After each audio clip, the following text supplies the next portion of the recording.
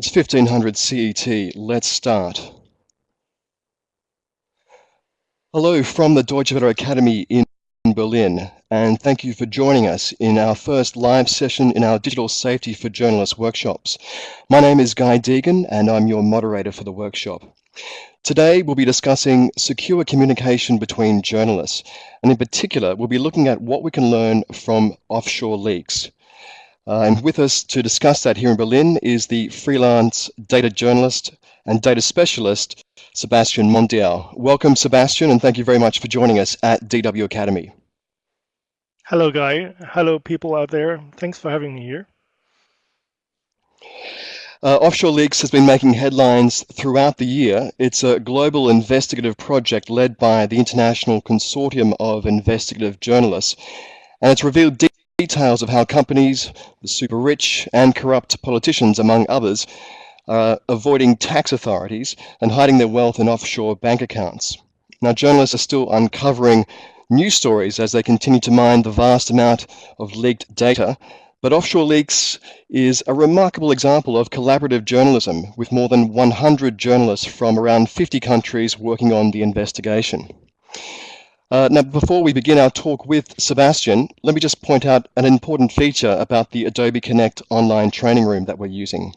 You'll see underneath the video windows, there's a chat room, and that's where you can ask questions during the workshop. And don't forget, our Twitter handle is at @DW_Academy, and the workshop hashtag is DigiSafe. So if you're following the conversation on Twitter, please use the DigiSafe hashtag.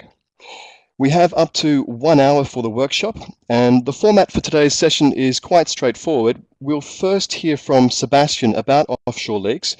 Then Sebastian is going to explain to us some methods and tools for secure communication. We can take some questions in between where possible, and we'll be aiming to have sufficient time at the end to open up the discussion. So let's begin by meeting our guest, Sebastian Mondial. Sebastian, you're a freelance data specialist and freelance journalist, mainly working with the German broadcaster NDR.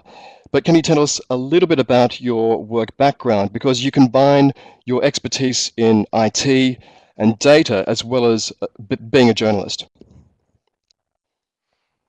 I wish I can say I did it on purpose, but beginning in the 90s, right after school, I went into IT and wanted to study computer science. By that time, the internet was growing, and I founded a company, as many other students as well. And my company happens to be working in the area of banks, so there was a lot of issues with security. And so beginning in the 90s, my colleagues and I had some head start with dealing with secure certificates and securing communications.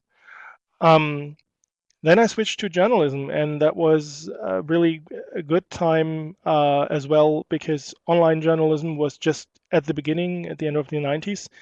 The dot-com bubble still hadn't burst.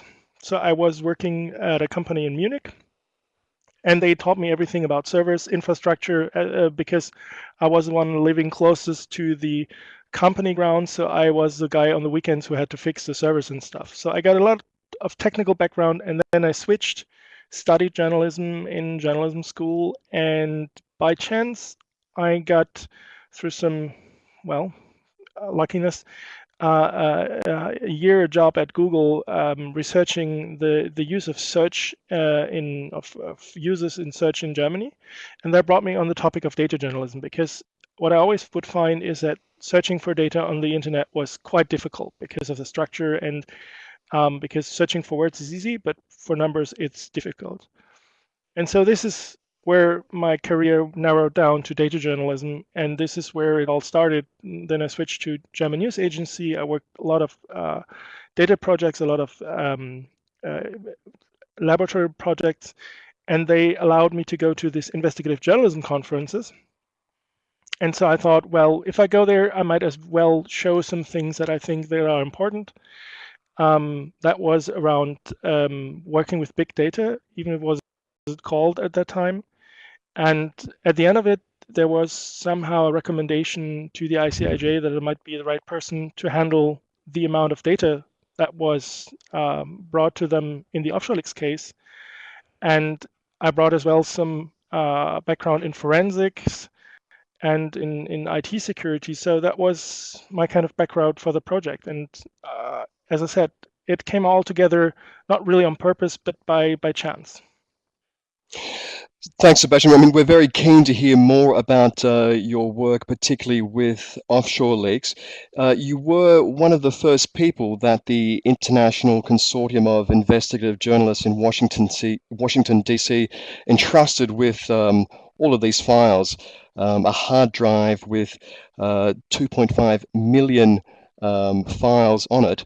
Can you tell us how you got involved with offshore leaks and tell us more about your role, and we'd like to hear some more details about that, please.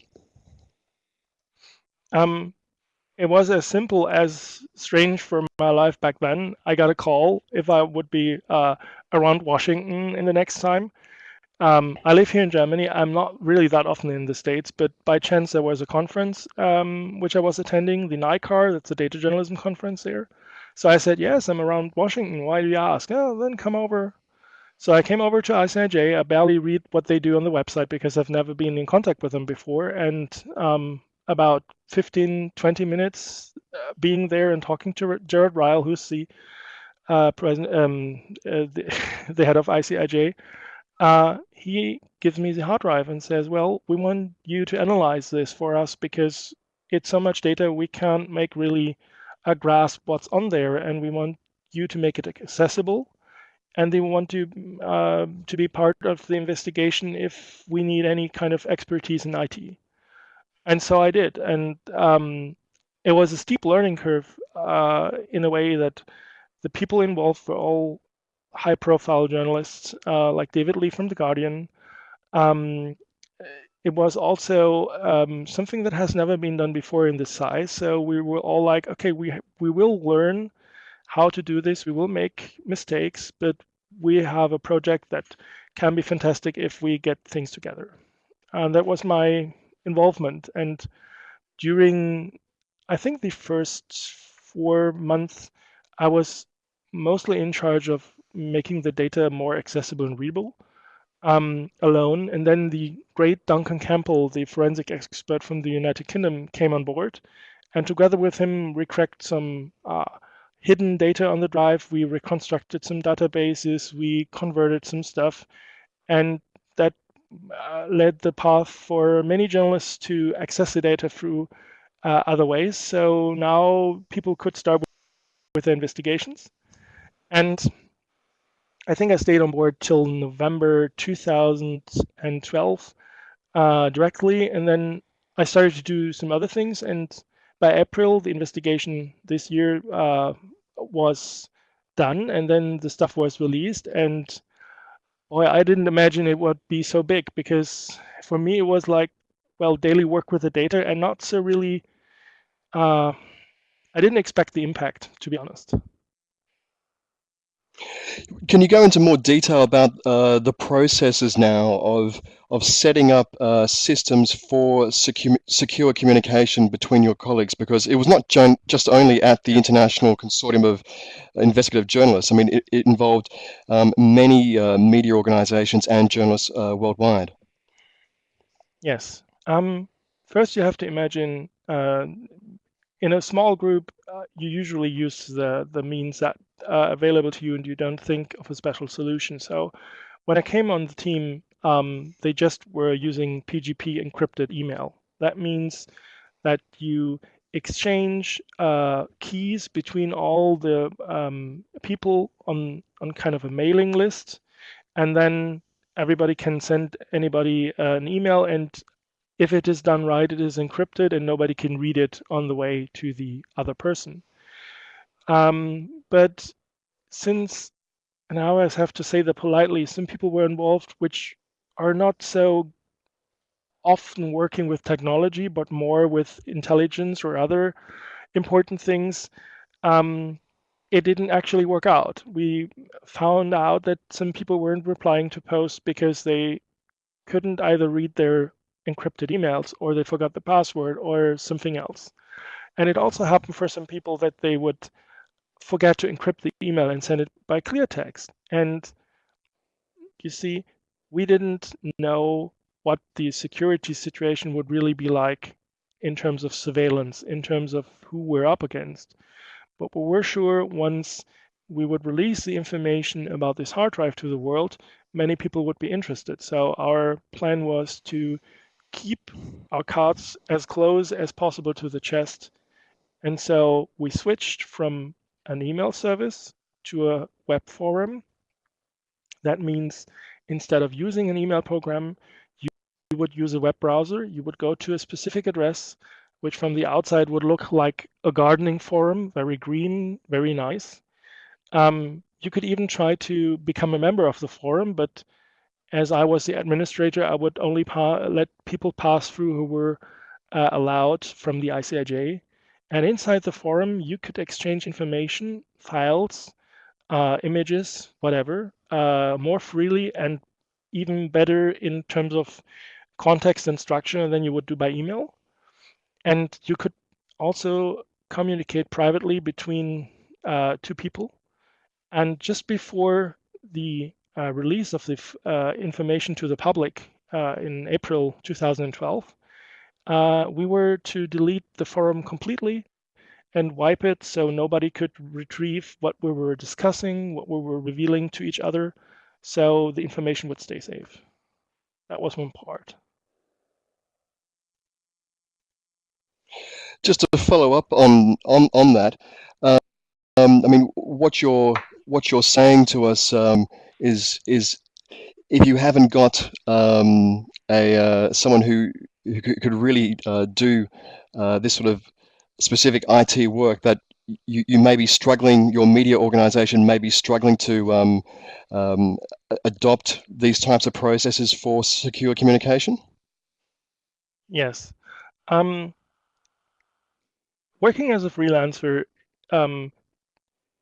as I worked a long time as a freelancer, I didn't really have an idea what it was like to work in a very rule-driven media company, rule-driven in terms of that they would have the standard PCs where you would have to fill out a form to install a specific software, where you couldn't install any kind of open software because they had to test it first and stuff like that.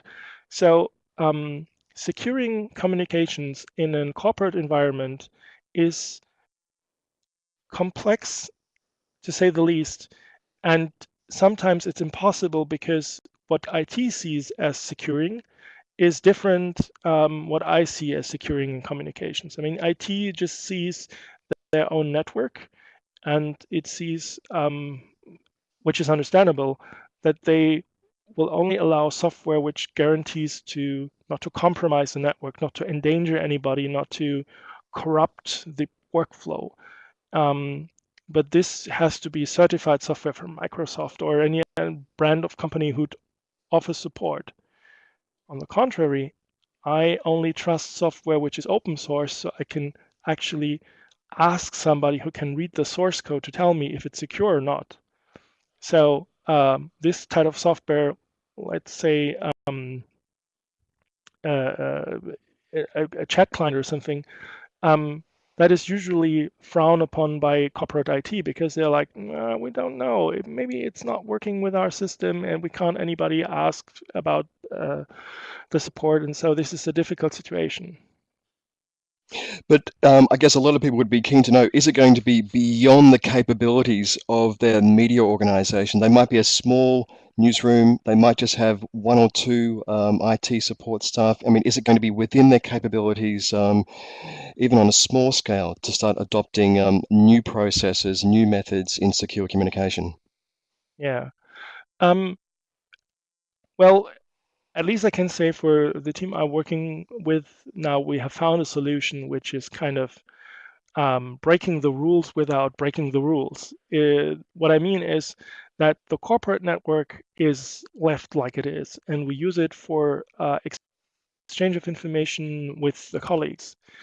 But we have a private network which is not connected, so we can't do harm to the corporate network, where we have mostly our own devices set up in our own secure way, everybody as they need it for the environment. And we use this as the primary communications and exchange for our daily secure work. And that's most likely the way other media companies do that as well, if they need that kind of secure environment, because kind of forcing specific security features into corporate networks doesn't seem to work. So yes, people can do it, mostly by means of asking IT, if they're working in a company, to set up a separate network, which is not connected to the corporate network, and then connect different computers to it and allow to do more things on them. Can you briefly say, how do you encourage colleagues who might be great journalists, they're highly experienced investigative journalists, but they're struggling with, what is encrypted mail, what is a secure messaging service, or what do you want me to do when I want to share documents between colleagues privately? Yeah. The thing is, there is no such thing as a one-click security solution. You either have to team up with somebody who's more IT wise and you better trust him, or you have to educate yourself.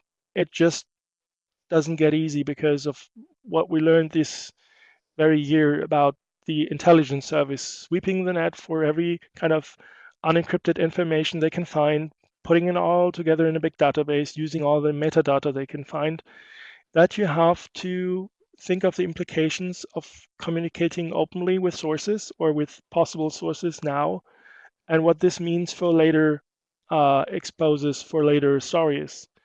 So the hard truth is that a little education is necessary, and maybe even a little more if you don't have IT persons around you who can set things up for you and make it secure by design. I mean, it's also going to require discipline on behalf of individual journalists too, no? Yes. Yes. Well, for me, I chose the way that I have like 3 different computers. Maybe that's a little bit over the top, but 2 for other people should work it too. A little bit. One, no, I mean, one for the secure work, which you don't connect to the internet. People were before Snowden talking about firewalls and antivirus and stuff, and this doesn't.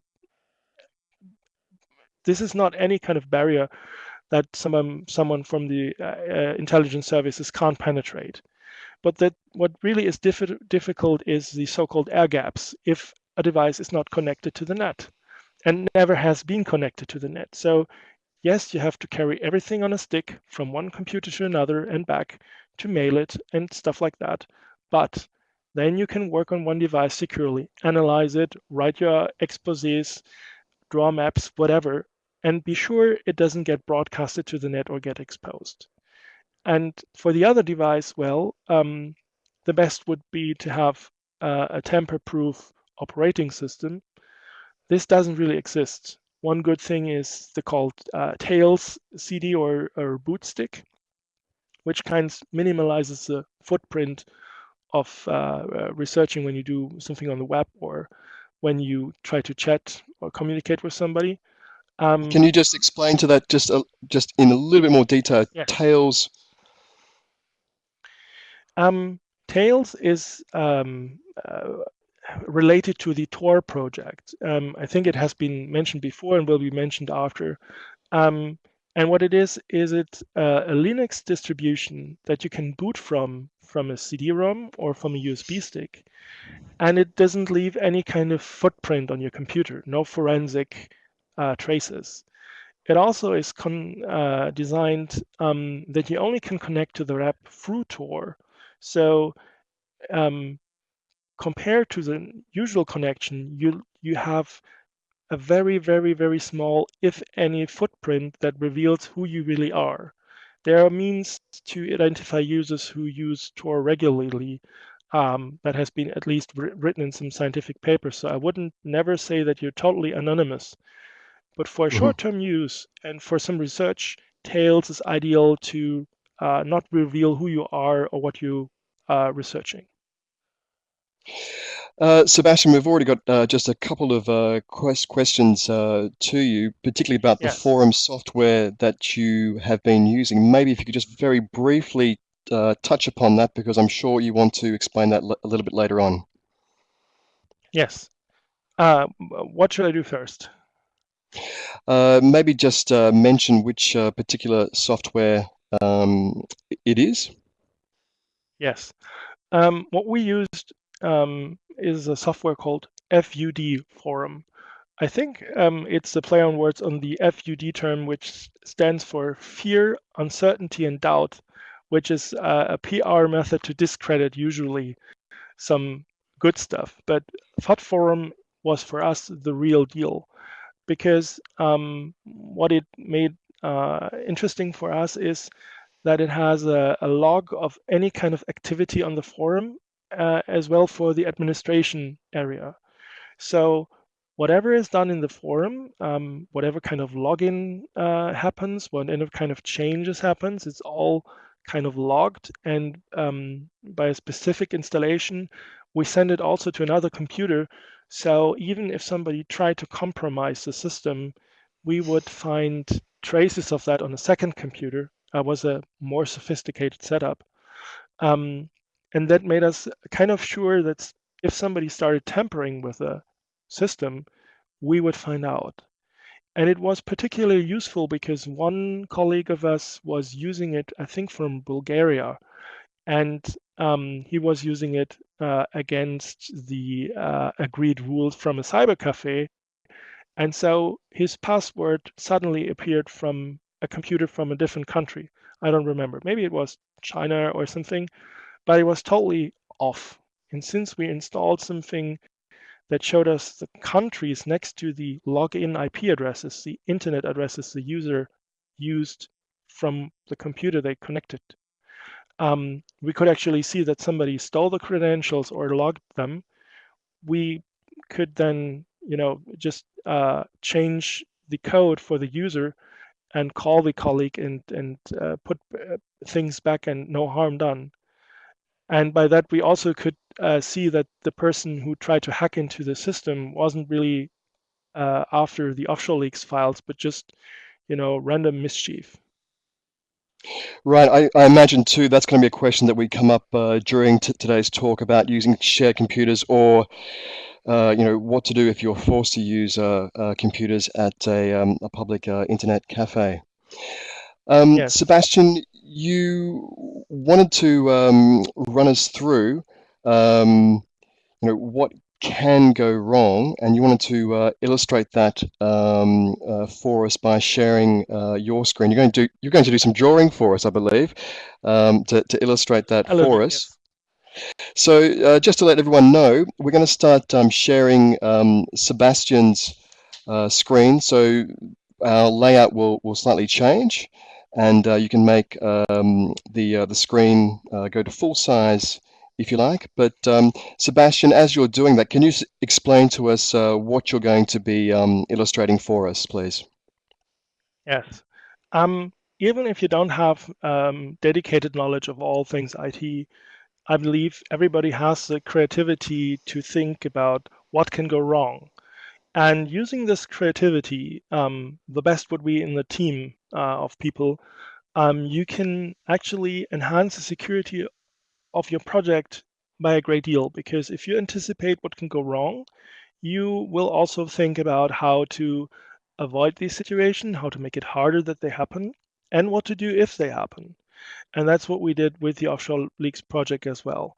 It is no guarantee, but it's a kind of method that I recommend also for other kind of work, that you always be a pessimist first and then work your way out. So I switch now to a mind mapping tool. It's not a specific software I recommend, just an online tool that allows you to draw a mind map. But you can do it on paper, you can do it on a whiteboard. It doesn't matter how you do it. As I said, on paper or board, it's fine too. Let's see. I'll click on share my screen. That works. So this specifically is Bubble Us. And as you see, mind maps work like this. You have a centerpiece, and let's say We call this offshore leaks. Okay, so first area we want to deal with is computers, because we're going to use it. And we connect these things. No. How did we do this? Yeah, need to move it on, yes. And now I add another topic, and this will be communication.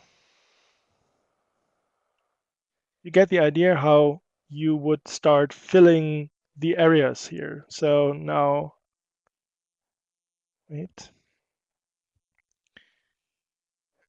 Another piece would be storage. So I have these 3 pieces. Now it gets more specific. Now I need to create a new topic. Now we have computers, or in this, it's not written right, computers. So we now have hardware problems and, of course, software.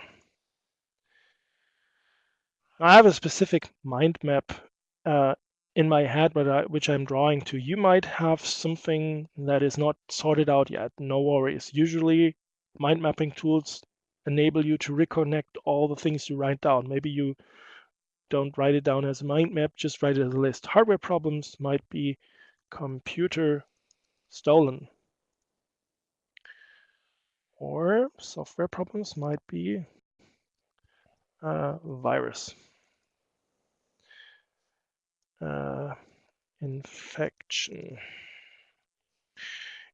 What I mean by this is at the end of this mind map in Offshore Leaks, we had about, I think, 32 bubbles. And they weren't all about computers. They also were about personal things like being threatened, somebody getting killed, this stuff. But we're focusing on security, so I use only that branch. And if you look now at the beginning structure, you can add all kinds of bad experience you or other people had to it, or even look what other things could happen usually during the use of computer communication. And then think for a moment how you would protect yourself from that and how you would react to that. Let's look at computer stolen. Now, theft protection depends on where you store your stuff. If you have your computer at home, you can use actually a safe to place it there so it can't be stolen as a smash and grab or in a simple robbery. But if you are a target of somebody who's after your information, then you come to the point, okay, if the computer gets stolen, I need to do a backup. So one of the ways to counter that a stolen computer will make you lose all your work, you do backups. With the backups comes the question now, where do you store them? Well, not in your home. You store them somewhere else. And with that, you have to, again, raise the question, will you do a cloud backup or not? I would say no.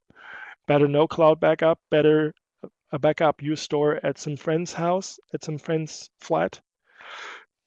Because the thing with computer backups in the cloud is if you have really large amount of data, bringing the data back takes a lot of time. I just calculated it through Offshore Leaks. If we have copied the data to the cloud and then get a backup, download it at my computer at home, it would take something like 6 days. So that's not really a solution for a large amount of data. And so on and so on. This is nothing that you only can do with specific IT knowledge. We all share the pessimistic view that things can go wrong, but it's important to see that before things can go wrong and anticipate what you can do to prevent it and what you can do if it happens to you, so you're a little bit more calm when it happens. So, Sebastian, can I just step in with a quick question there? What did you learn from from other organizations, doing investigative journalism or working with leaked data, for example, WikiLeaks? Yes. Well, WikiLeaks, first of all, by design, was working differently with leaked information. They always, as their goal, as I understand it, is to publish as much as they can of any kind of information that is revealed to them. When they did the cables, they tried to remove some sensitive information out of the cables, but failed at the end of it because a password was revealed for a backup file, and this led to the exposure of all the names that were crossed out before, which was even more interesting because now you could compare documents, what kind of sensitive information or thought to be sensitive information was actually left out. So from this example, we draw the conclusion that we would, at least at the very beginning, carefully guard the contents of the information and never expose it to the internet, and never use a simple password that you could access all the files or all the information, so it wouldn't happen to us. Now, Sebastian, if we didn't mention it before, you are going to be producing a blog post for us that will have more details on this, and Yes. hopefully we can also get a screen grab of your mind map there, which can illustrate what you were just talking about with being aware of what can go wrong, what you need to think about.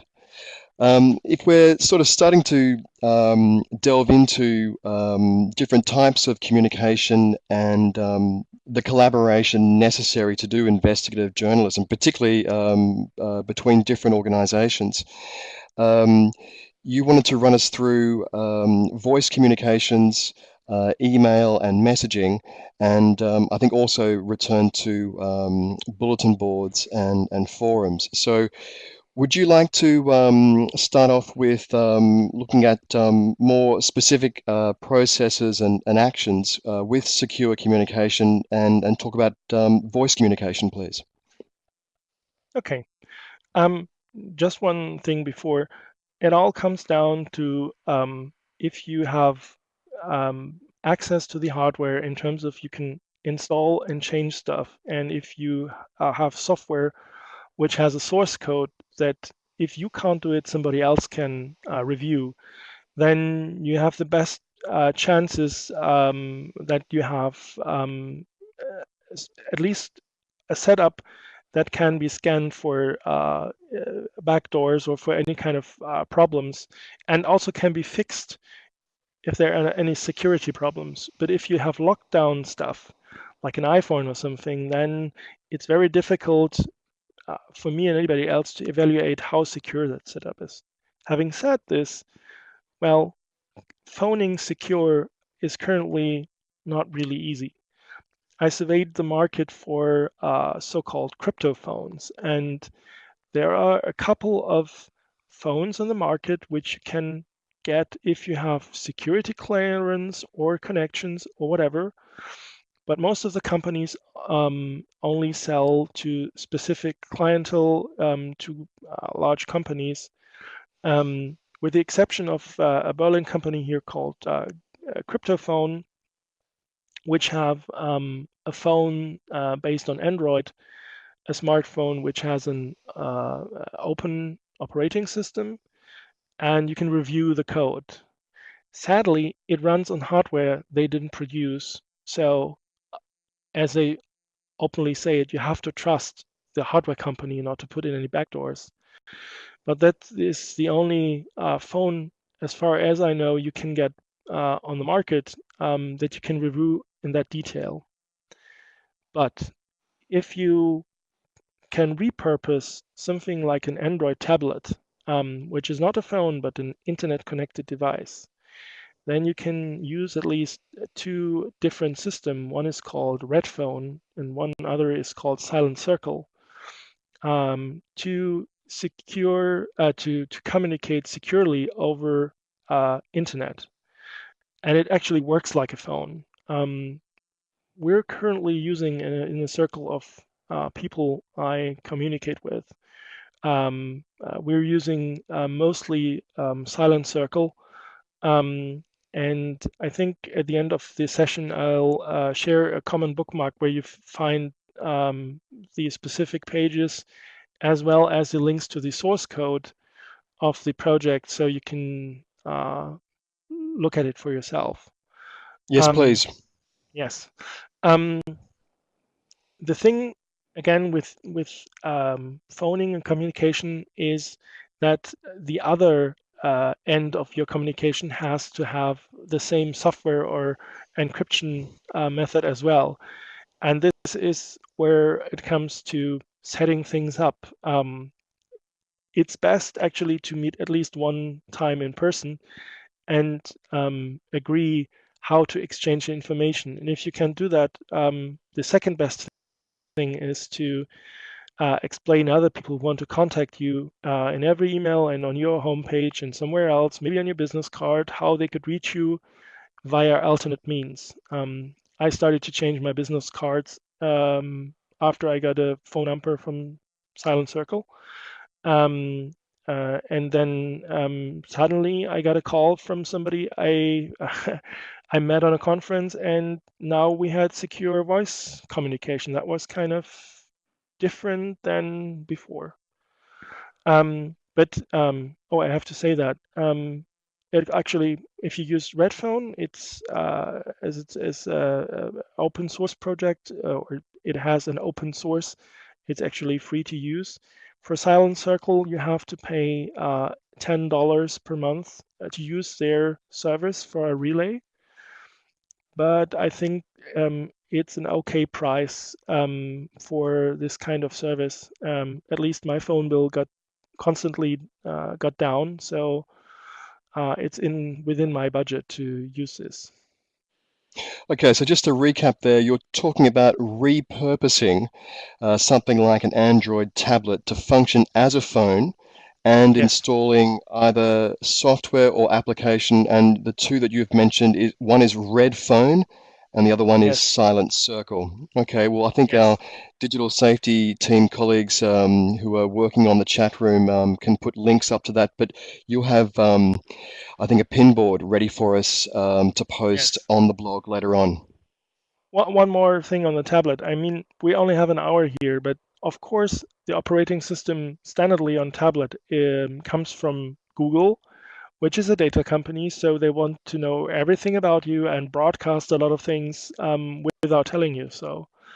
But there's a version of the Android operating system called Paranoid Android, which is fantastic in terms of that you can switch off any kind of data bleeding, at least 99% of it. Like what applications usually get is your unique ID of your tablet, your IP address, whatever, and you can kind of, or location, and you can kind of turn all this off and make such a tablet as mute as possible, and combined with a secure phoning software that actually replaces, at least for me, a cryptophone.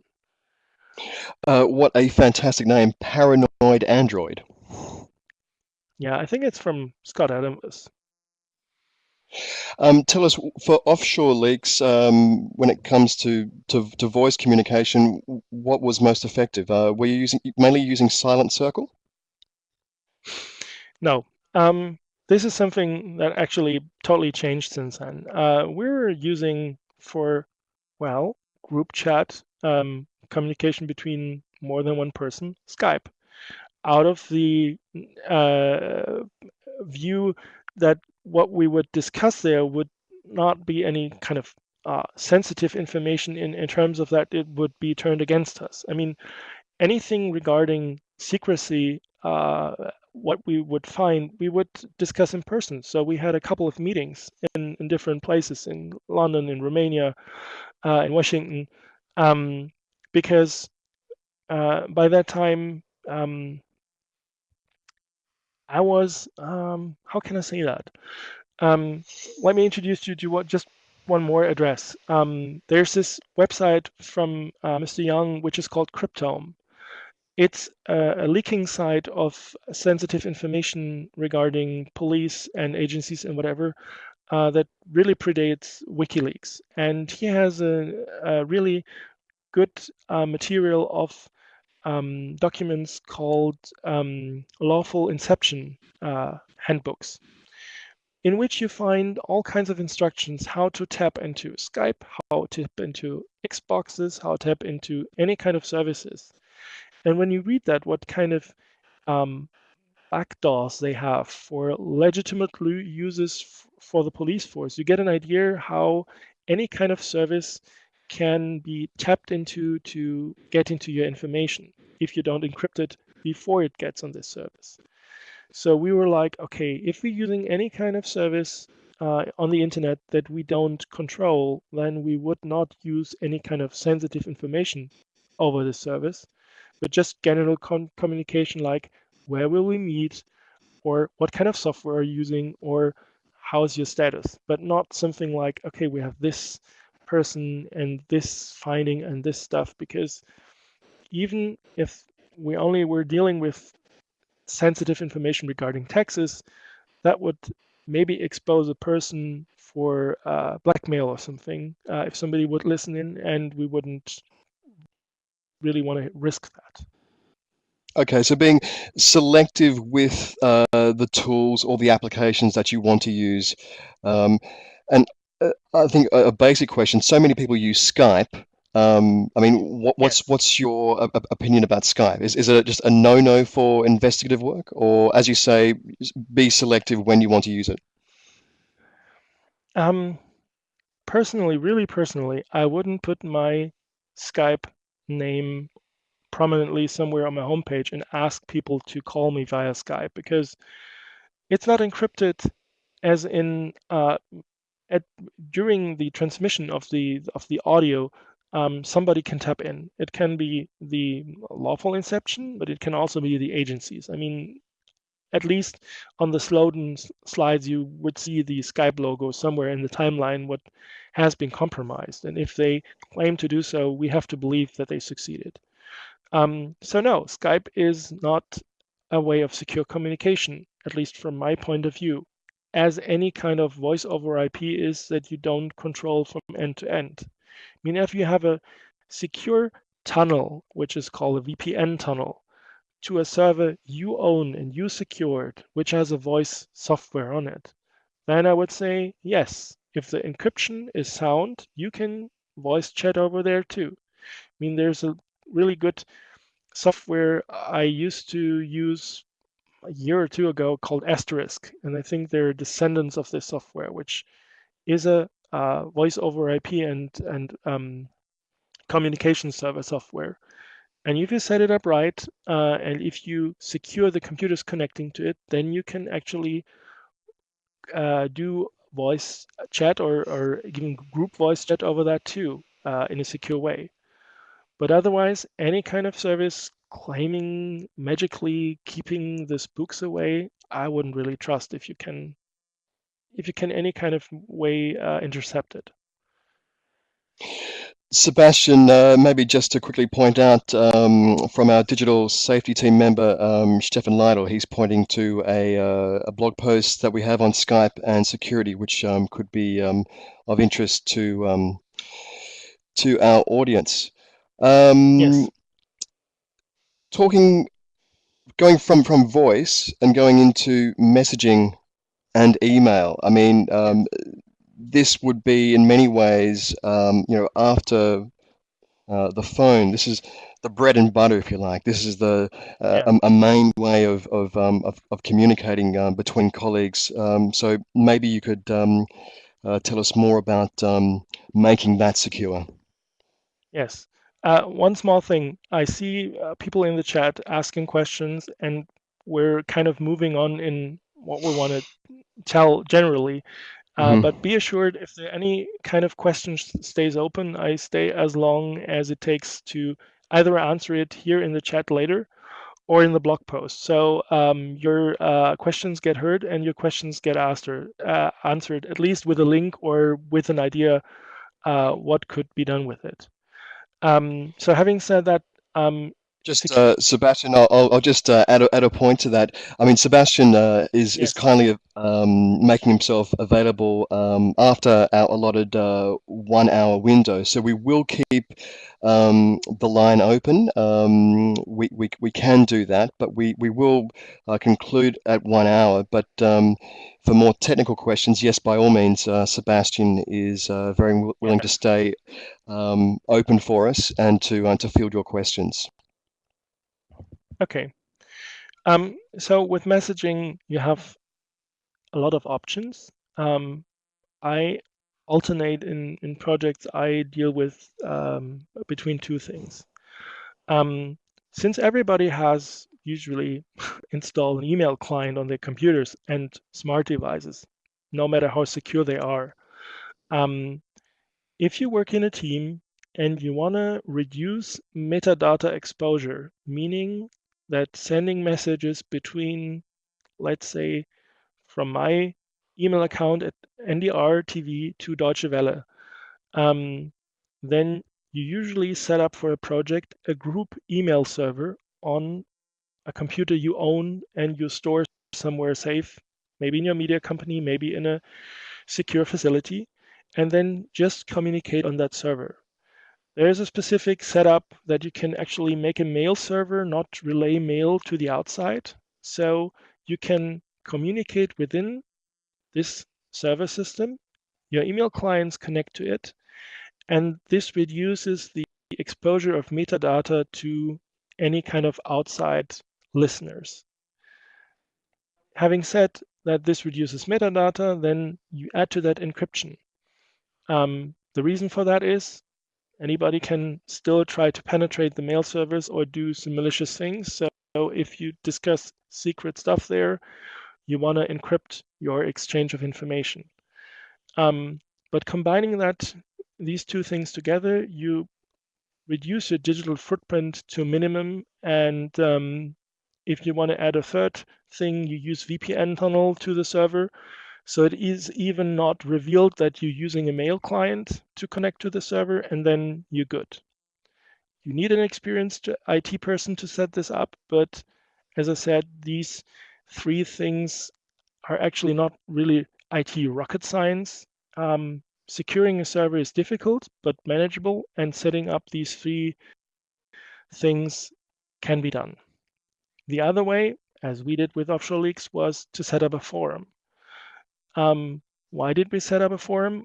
We had to scale from a small number of journalists to whatever number we would have at the end, because as we were discovering more and more what kind of countries were involved in the tax evasion, we would add more people from the specific countries to work locally. And also the size of the teams in the countries greatly varied.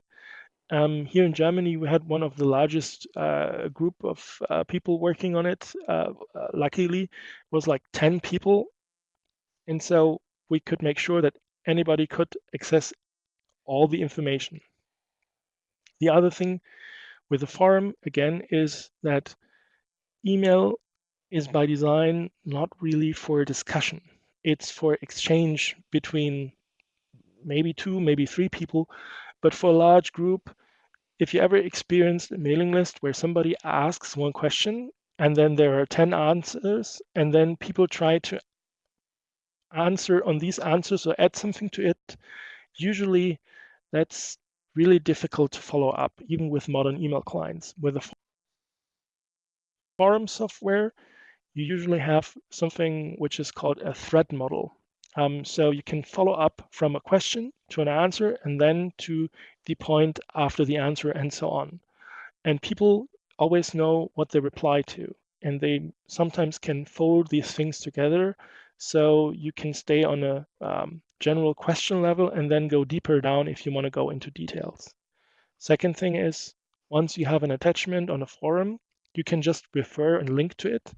In emails, usually you resend the same attachment over and over again, wasting bandwidth and making things difficult to see which is the new version of the document or the old version of the document. And third, which was perfect for us, you can pull the plug. As we did 4 days before the release, we just deleted the forum and we told everybody to get their backup. That was something also FUD Forum provided. You could press a button, a single button, and then download all your messages and all your stored stuff in a single page, and then have everything what you said and what was exchanged for your personal archive. But we could just delete the system and then move on, which was good. Again, setting up this system with a forum, you can do good practice things. I would recommend, as a current state of security, either to make users use also Tor to connect to it, so that it hides who's actually accessing it. But by only enabling users to use the forum with a login and a password, you make actually sure that only the authorized users get into it. If you want to add an extra layer, use something called OTP, which What's OTP? Yeah, Oh, just wanted to you say were that. about to get to there. You're about to get there. Good. Yes. Sorry. Yes. This is a way Google added, I think, as a first to their services. You have an application, usually on your smartphone, which generates every minute a 6-digit number based on a specific key you were given. If you are the only one who has this key, usually you are, if you don't leave it lying around, then this, together with your login and your password, only opens to the system. So what it means is, even if you're in a cyber cafe, you can expose your username and your regular password, because this key will expire within a minute. And then the attacker would only have 2 of 3 necessary pieces of information. We actually did this method when we had some colleagues in Russia and China, I believe, who were working with information, so they could be secure or safe in accessing the system, even if the network was under surveillance. Last but not least, if you're really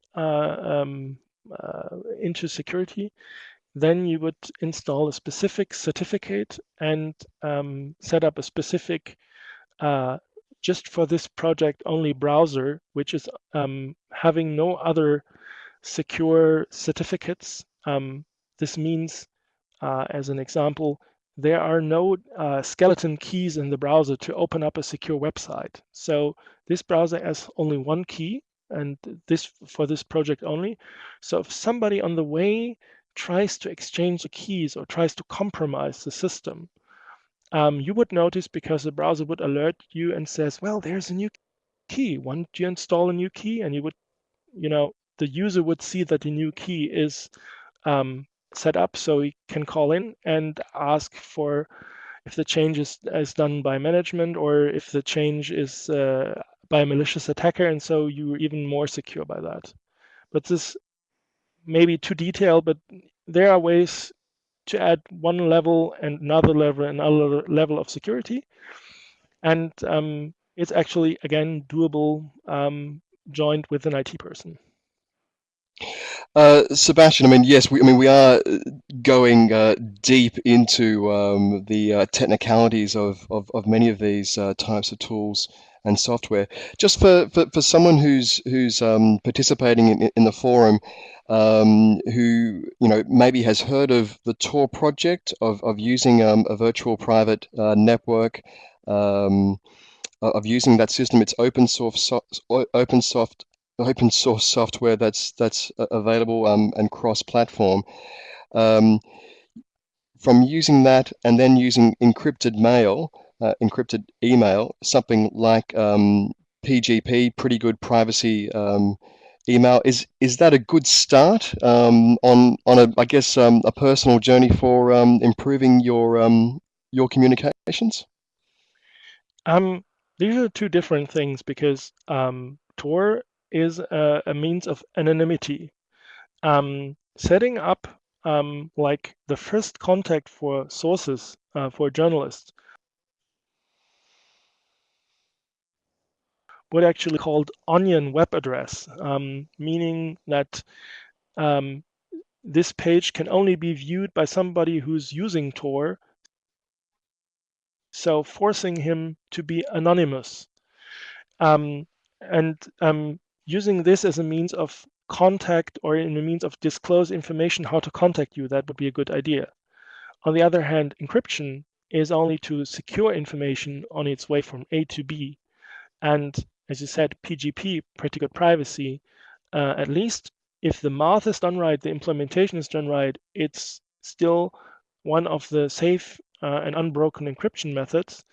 But in order to ensure that it is that way, you have to actually have a system which is open source, so you or most likely somebody else can verify the integrity of the source code, so in the implementation. And if there's a security problem, it can be patched. And you have to have a setup that is actually keeping you from doing stupid things like sending messages unencrypted. I have a browser plugin for Thunderbird called Enigmail, which warns me whenever I try to send an unencrypted mail to somebody, I have a PGP key, which is the right kind of usability you need not to make mistakes because you're in a rush and you know all the kinds of little things that happen when you work for a long time. You sometimes forget things. I hope that helped a little bit answering your question. I think a little bit, but we're also then mentioning other things like Mozilla's Thunderbird as well, which again might be something that is unfamiliar to some in our audience.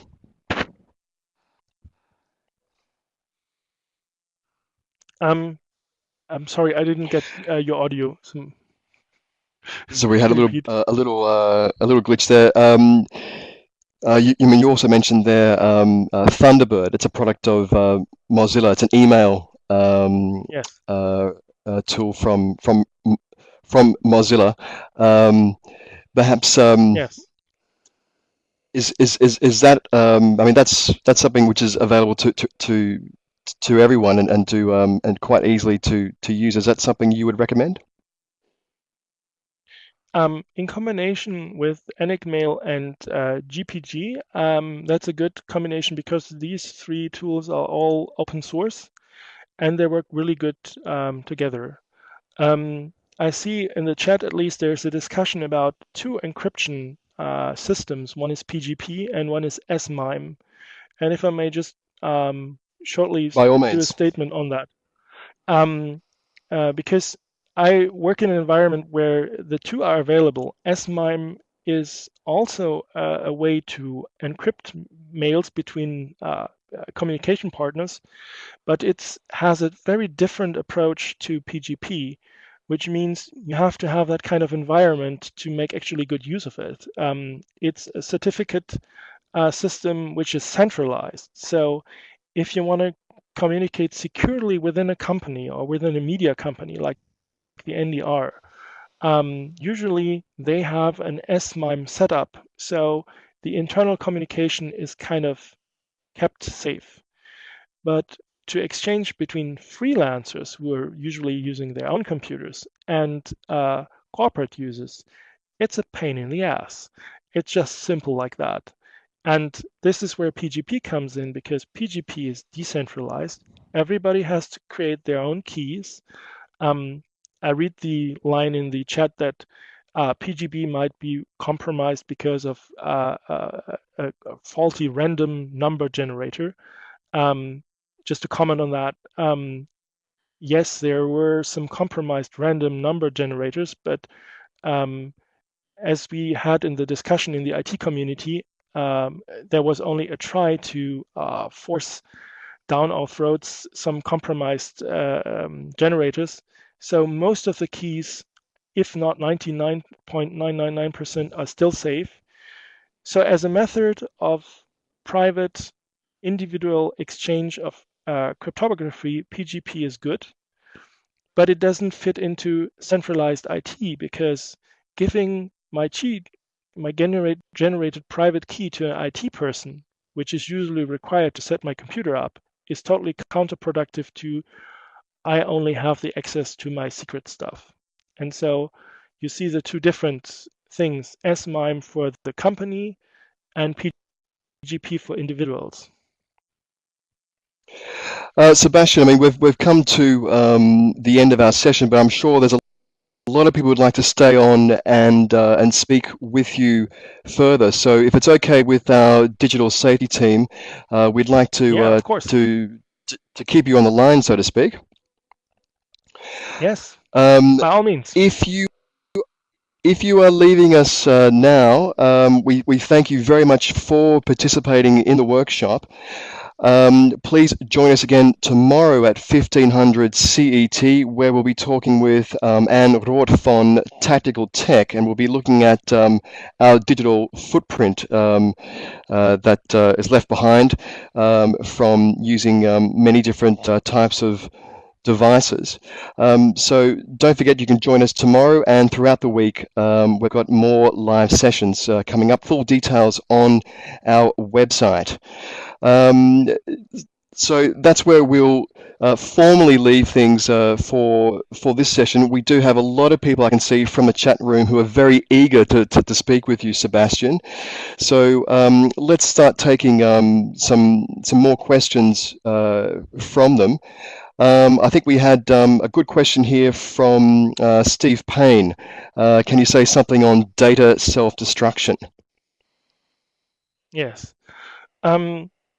My experience with data self-destruction is usually from I forgot the password, so I can't access the data anymore.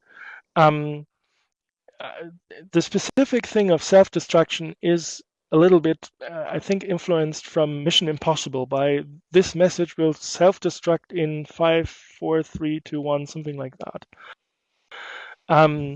Usually, it just works simply by forgetting the key to the software, to the data electronically. This is what usually self-destruction is. Of course, data wiping is also destruction. But all the claims of software, even let's say from Silent Circle, is usually technically seen forget the key method, not really a secure wipe, but it's still secure. Having said that, my setup for data destruction is that I now encrypt all of my hard drives. It doesn't matter actually what kind of password I use, even for the non-work ones. But if this hard drive will fail, since the stream of the information is encrypted, I don't have to worry about other people looking at my vacation photos or my bank account statements, because the data now is in a state that it can't be recovered anymore. The result from that is also, if I have a data disaster, I can't really send the drive to one of the drive repair facilities, because their guarded secret is that they can't recover data from encrypted hard drive as they used to from unencrypted ones. If you look at the success stories, like our house was on fire and our hard drive worked even after that. This doesn't actually work if the hard drive is encrypted. Yeah. Let's take another question there. Perhaps while you're thinking about one to select from there, here's one that I'm sure a lot of people wanted to know about. What can you do if you're using shared computers? Think about small newsrooms, or even in larger newsrooms where freelancers are expected to hot desk and move around from desk to desk depending on their shift. Just what are some of the procedures they can follow to be more safe online and communicate securely? It really depends where you're working and what the results of your work are. I mean, I work at in Germany in a very democratic, peaceful environment. Usually all the work I do within the network of the NDR, even on a shared computer, is totally legal, safe, whatever.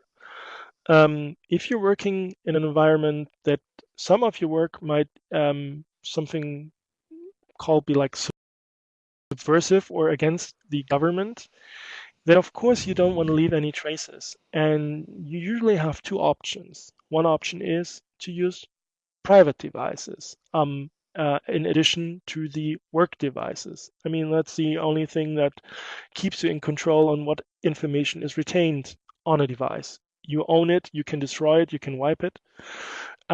Because IT can, or other people can play any kind of tricks on you if you're using another person's device.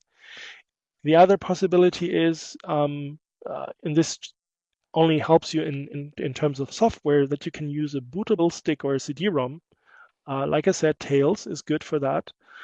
And then start the computer with this setup, which, as long as it Tails, doesn't leave any kind of usable information on the computer. And then use that to do your work. But usually, if you have a corporate computer, it's usually behind a firewall in a specific setup. So using a bootable USB stick doesn't really work. You can try, and maybe somebody from IT department will set it up for you and help you find the right configuration, but don't expect it to work out of the box. The most best way is just to use, private systems, sadly. I think there was a question about Redphone and the source code and how to verify it. And I can transfer it also to Silent Phone or to, now I have a mind hiccup, brain freeze. Okay, I'm collecting myself. So source code verification. Most of the software I trust or use have a source code on a website called GitHub. There are other websites who are also repositories of source code. There you can go and download the complete source code for your private review. And usually, not all, include instructions how to compile it yourself. So you can actually create a working copy of the software. This doesn't really make the software safe. It just means they open up to you and show you how the inner works of the software is programmed, and they show you that it works if you compile it yourself. The next thing would be a review, and here's where it gets tricky. I speak a couple of computer languages, as in I can read them and kind of understand them. So I can see if I follow along, this program is doing this thing and maybe sending this to the screen and stuff like that. But with encryption, you're going into deep mathematics. And here's where it gets difficult. I understand the basic principle of mathematics. I can actually follow how PGP works with very small prime numbers with a computer. But how it's implemented, that silent circle makes sure my voice communication stays encrypted, I have no idea. But since trust works in kind of a community or group-wise, having an open source for a program safeguards you from a backdoor, from a malicious attack that you can't see.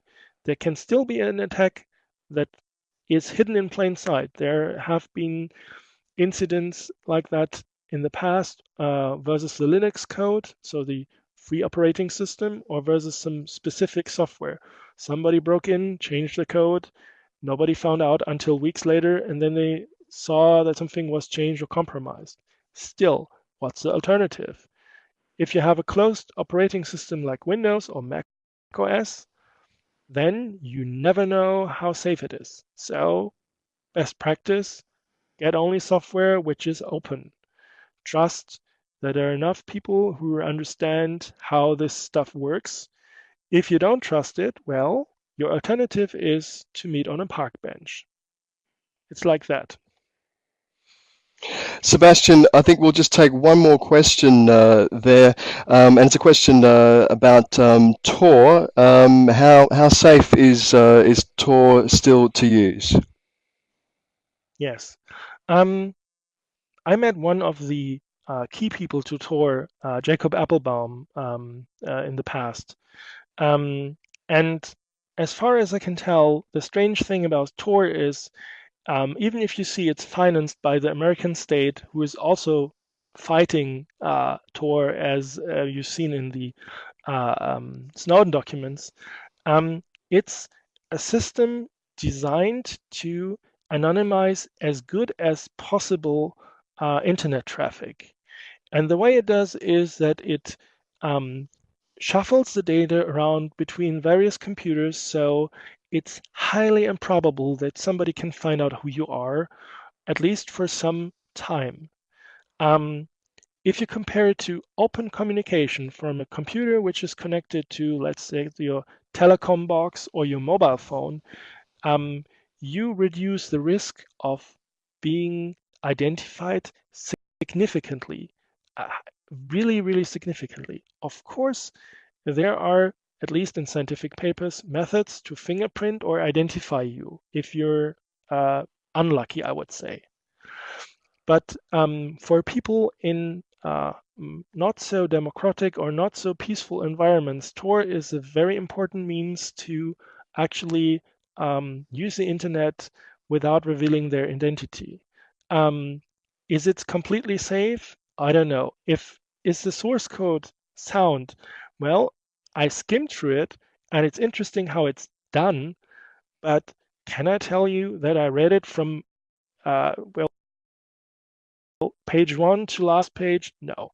I rely on other people's thoughts and ideas, and I follow through the community which discusses Tor closely. And whenever somebody claims that Tor is broken, it's always interesting to see the discussion. So far, Tor is not broken in a way that it is unsafe as the general use of internet. If you need to securely communicate between two people, Tor is not the right means because it anonymizes you. It doesn't really secure end to end in a way you need to when you work on an offshore project or something like that, or in a journalism project. But as I said, at some point else, if you want to force sources who want to get detailed information on you and exchange to anonymize themselves, you can actually, by using a specific format of address, them to use Tor, and this is kind of educating or teaching them, and by these means reduce the risk of exposure at the first contact. So very much a good first step. Yes. Sebastian Mondial, thank you very, very, very much for your time and for joining us here at the DW Academy for our Digital Safety for Journalists workshops. Thank you very much to everyone who has participated in today's workshop. We very much appreciate that. And thank you to the entire digital safety team for their efforts in producing today's workshop. We hope to see you again this week. Thanks for joining us. Bye-bye for now. That was fun. Bye.